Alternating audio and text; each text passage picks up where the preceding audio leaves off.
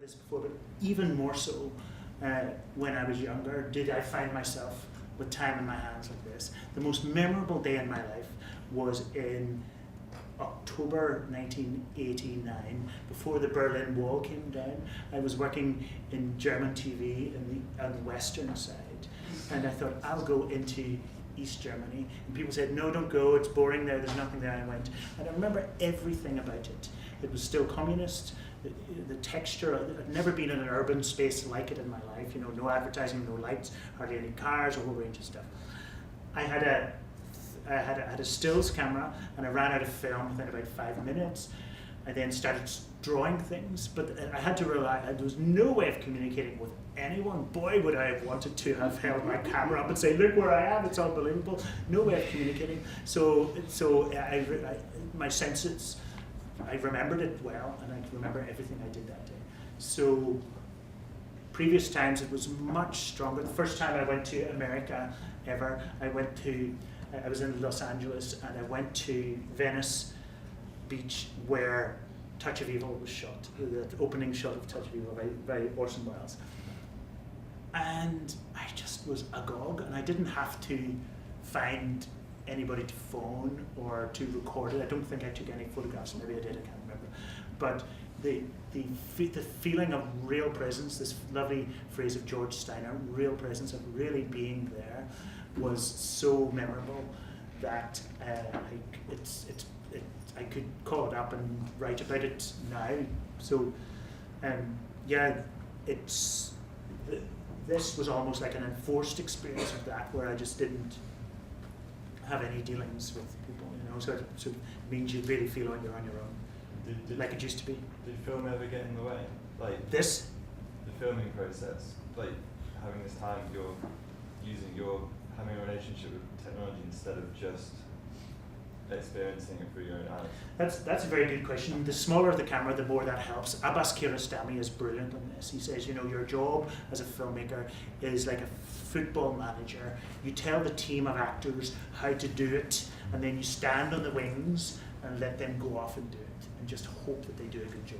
And so he uses extremely small equipment, and that really works for me. You know, filmmakers are all different, obviously, but that really works for me to use the smallest piece of equipment so I can sort of forget that it's there. With the children in this film, you sort of forget that the camera's there, except when you're sort of playing with it as a toy.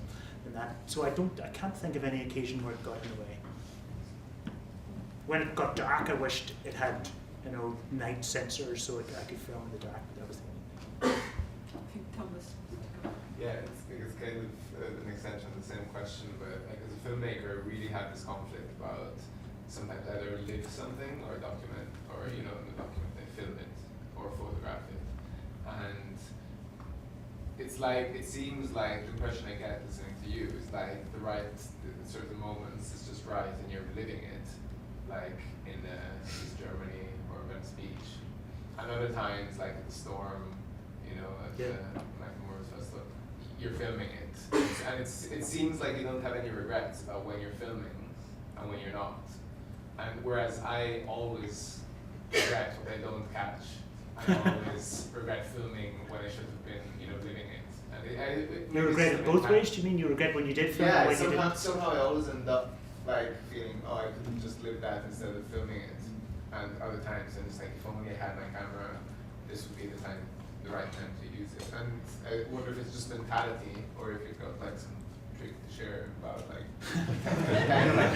definitely no tricks to share.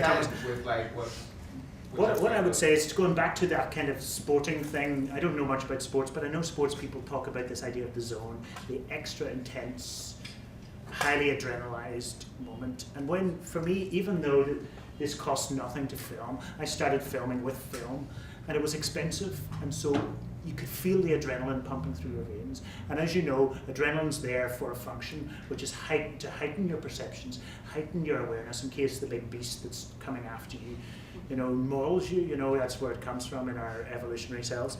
So that adrenaline that I still feel when you press record, I still feel that adrenaline. No big beast is going to come to kill me, obviously, but it's just suddenly we're capturing.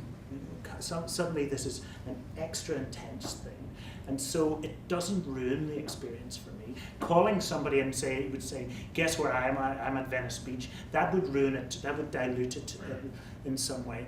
But the actual filming doesn't. It intensifies it. It makes it in some way more memorable. Because you, after all, crucially, if you're using a tripod, and I nearly always do, you have to choose the frame.